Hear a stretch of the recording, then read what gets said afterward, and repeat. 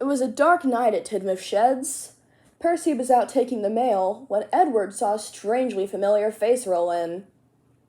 Samson, is that you? Edward, why, it's been so many decades. How have you been? I've been great. I'm so happy to see you again. Why are you here? Did you get bought by the Fat Controller? No, but you will be seeing me a lot more. I've been purchased by a private collector. I think his name was Robert Drommondy or something. Do you mean Sir Robert Norrenby? Thomas said. Yes, I do. Thank you. Tammy? Thomas. How do you not recognize me? I'm like world famous. You are? Oh, you're that Scot guy. No, that's the Flying Scotsman, and that's my brother. Your brother's the Flying Scotsman? Yes, he is. Gordon said jealously. Wait, is he from the Furness Railway? Thomas asked. Yes, he was. Want to hear a story? Sure, said everyone in the sheds, and Edward started telling the tale. A long time ago, on the Furness Railway, there was quite a few engines. There was me, Mickey, and Albert, a couple others too. Those were the two I was closest with, though. But there was also Samson. Back then, I used to have some sort of prejudice against industrial engines. I was kind of a jerk back then to lots of industrial engines. I'm not too proud of it. Well, one day, I was finally told to go take some vans. I didn't really like it at first. But I got happy about it eventually. I didn't tell anyone, though, because of how prideful I was back then. Then I met Samson.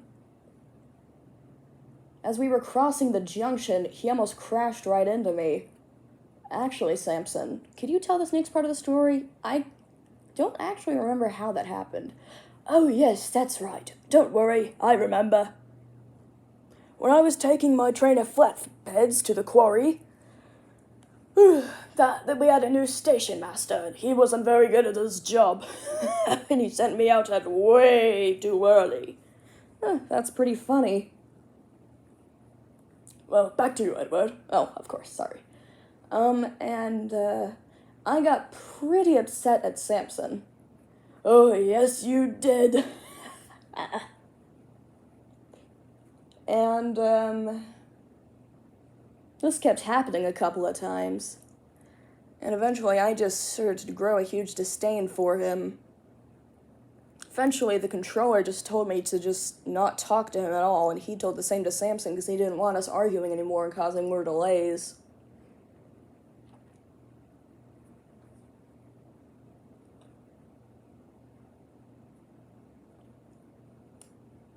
And, what else happened? Oh, yeah, that's right. I was taking that heavy set of vans down that hill, and then, they were too heavy for me, and, well, I'm sort of a special engine of my class. I was created with a Fowler tender, unlike the rest of my class, and I was sort of had a deficiency. I was a lot weaker than the rest of my class, and you can clearly see it here. I whizzed down the mountain like Bill or Ben would. They're white, right? Yeah, I'm pretty sure they are, said Henry.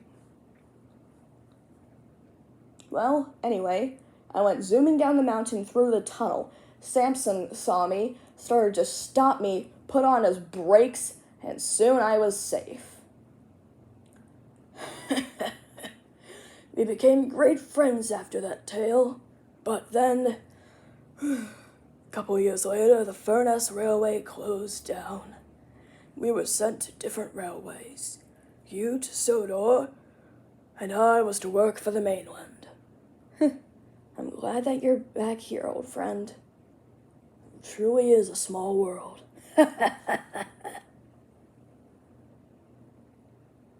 Then they all went to sleep. Until Thomas quickly asked, "Wait! Then how come you look so much more different than the rest of the other K2s that I've seen?" "Oh, well, Thomas, that's because after that incident, after we finally resolved all of that, Samson got a new paint job and I got an overhaul." Oh, alright, I guess that makes sense. Then they actually went peacefully to sleep.